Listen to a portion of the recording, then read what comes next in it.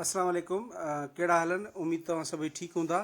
अच्छा, असां सॉल्व करे रहिया हुआसीं SST जो पेपर जेको 3 मई ते थियो आहे सुबुह जो मॉर्निंग में। उन जा 2 पार्ट में जेको आहे वीडियो जा अपलोड थी चुका आहिनि, जंहिंजी डिस्क्रिप्शन में मां लिंक ॾेई छॾी आहे, उहो उतां तव्हां ॾिसी था सघो। अॼु असां हिन जेको टियों पार्ट आहे उन में असां सिंधी वारो जेको सेक्शन आहे उनखे ॾिसंदासीं, उहो सॉल्व कंदासीं। हीअ जेको तव्हांखे नज़र अची रहियो आहे इहो पहिरें हिसे में मां सॉल्व कयो आहे, ऐं हीअ जेको आहे इहो जेको नज़र अची आहे इहो ॿिए नंबर पार्ट में, ऐं हीअ टे पार्ट में असां सिंधी वारा जेके सुवाल आहिनि उहे जेके आहिनि उहे सॉल्व कंदासीं। त शुरू करण खां पहिरियां तव्हांखे गुज़ारिश, अगरि तव्हां मुंहिंजे यूट्यूब चैनल ते नवां आहियो त काइंडली हिनखे सब्सक्राइब करे छॾियो। अच्छा, सुवाल पहिरियों आहे त हेठियनि मां कहिड़ी सूरमी सिंधू दरियाउ घड़ीअ ते पार करे महबूब सां मिलणु वेंदी हुई? त इहा सुहिणी हुई, मेहार सां मिलणु वेंदी हुई, यानी कि ऑप्शन बी जेको आहे उहो सही आहे। उनखां पोइ आहे अहमद कल्ह अरशद खे मार ॾिनी। हिन जुमिले में ज़र्फ़ जो कहिड़ो क़िस्म इस्तेमालु थियल आहे? हाणे ॾिसो, मार ॾिनई कॾहिं ॾिनई? कल्ह ॾिनई, मार ॾिनई कल्ह छा ॾिनई? जेको वज़ाहत कंदो आहे, जेको बि लफ़्ज़ वज़ाहत कंदो आहे कम जी त उनखे चइबो आहे ज़र्फ़। वज़ाहत कंदो कम जी त उनखे चइबो ज़र्फ़। जेको बि लफ़्ज़ वज़ाहत कंदो इस्म जी त उनखे चइबो सिफ़त। सूफ़, मां चवां थो ॻाढ़ो सूफ़ त हिते ॻाढ़ो छा थी वेंदो? सिफ़त थी वेंदी। मां थो चवां खाओ, पर मां थो चवां आहिस्ते खाओ, हिते आहिस्ते छा थी वेंदी? ज़र्फ़ थी वेंदो, छो त इहा वज़ाहत कंहिंजी थी करे? जेका आहे फ़इल जी थी करे। हाणे हिते काल, छा काल? मार ॾिनी हुआसीं, वज़ाहत कंहिंजी थी? मार ॾियण जी न। ऐं वक़्तु आहे हिते, वक़्तु आहे, यानी कि वक़्त खे असां ज़मान चवंदा आहियूं, त हिते ऑप्शन ए जेको आहे ज़र्फ़ ज़मान उहो सही आहे। उनखां पोइ सुवालु आहे शाह लतीफ़ ही बैत सिंध जे कहिड़े आलिम ऐं सूफ़ी बुज़ुर्ग खां मुतासिर थी चयो हो? मूं से ॾिठा माए जन ॾिठो पिरीअ खे, तनी संदीअ काए करे न सघां ॻाल्हिड़ी। हाणे हीउ जेको आहे शाह अब्दुल लतीफ़ मिलणु वियो हुयो, कंहिंसां मिलणु वियो हुयो? ख़्वाजा मोहम्मद ज़मान लंवारीअ वारे सां। उते जॾहिं ख़्वाजा मोहम्मद ज़मान लंवारीअ वारे खे ॾिठो, हिननि जी ॿिन्ही जी मुलाक़ात थी, त उन वक़्तु शाह लतीफ़ इहे शेर जेके आहिनि सो चया हुया। कॾहिं कॾहिं सुवाल बि ईंदो अथव शाह लतीफ़ कंहिंसां मिलण जे लाइ वियो हुयो, त इहो आहे ख़्वाजा मोहम्मद ज़मान लंवारीअ वारो। त हिते ऑप्शन जेको टिक थियल आहे उहो ग़लति अथव। ऑप्शन जेको हेठियां आहे सी ऑप्शन ख़्वाजा मोहम्मद ज़मान, इहो सही आहे। उनखां पोइ आहे कहिड़े शाइर पंहिंजी शाइरीअ में इनल हक़ जो नारो लॻायो? त इहो सचल सरमस्त इनल हक़ जो पंहिंजी शाइरी में नारो लॻायो। उनखां पोइ आहे जदीद गीत जो बुनियादु सिंधी शाइरीअ में कंहिं विधो? इहो आहे किशन चंद बेवस विधो हो। ठीकु आहे। उनखां पोइ आहे शाह लतीफ़ सुर कारायल में हेठियुनि मां कहिड़े पखीअ जो ज़िक्र कयो आहे? त सुर कारायल में जेको आहे हंज पखी जो ज़िक्र कयो अथई। हिते इहो ऑप्शन जेको डी आहे उहो सही आहे।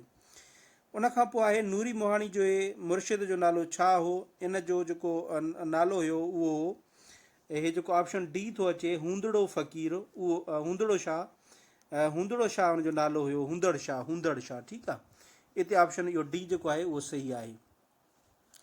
उनखां पोइ आहे सवाल गिनान जे मौज़ू कहिड़ो हूंदो आहे? गिनान जो, हाणे ॾिसो, गिनान जेको आहे इस्माइली मुबलिग जेके हुया उन्हनि जे शाइरीअ खे छा चइबो आहे? गिनान। ऐं उन्हनि इस्माइलिन छा कई? मज़हब जी जेका आहे उहा उनजा प्रिंसिपल वग़ैरह जी जेका आहे पंहिंजा अक़ीदा जेके आहिनि उनजी हिते शाइरी कई आहे, यानी छा थी वेंदी आहे? मज़हबी शाइरी थी वेंदी। ठीकु, गिनान चइबो आहे मज़हबी शाइरी खे। ठीकु आहे, मज़हबी शाइरी, हिते ऑप्शन ए सही आहे। इहा जेका रज़मिया ते टिक थियल आहे इहो ग़लति आहे। रज़मिया शाइरी में वरी जंगियुनि जो ज़िक्र हूंदो अथव, जंगियुनि जो। इहो नोट कयो, मथां अॻिते अची वञे कंहिं बि टेस्ट में। ऐं इन में जेके आहिनि जंगियुनि में बहादुरी वग़ैरह खे इन शाइरी में जेको आहे सो जेको आहे उहो बयानु कयो वेंदो आहे। उनखां पोइ आहे उमर बिन दाऊद पोटे जी सवानाए उमिरी जो नालो छा आहे? यानी कि जेका उमर बिन दाऊद पोटे जी जेका लिखियलु आहे उनजी ज़िंदगी ते, त उनजो नालो आहे मुंहिंजी मुख़्तसिर आतम कहाणी। ठीकु आहे, इहो नोट करे छॾियो। उनखां पोइ आहे किंजर ढंढ सां सिंध जो कहिड़ो इश्किया दास्तान वाबस्ता आहे? त हिन में जेको आहे नूरी जाम तमाची थींदो सही।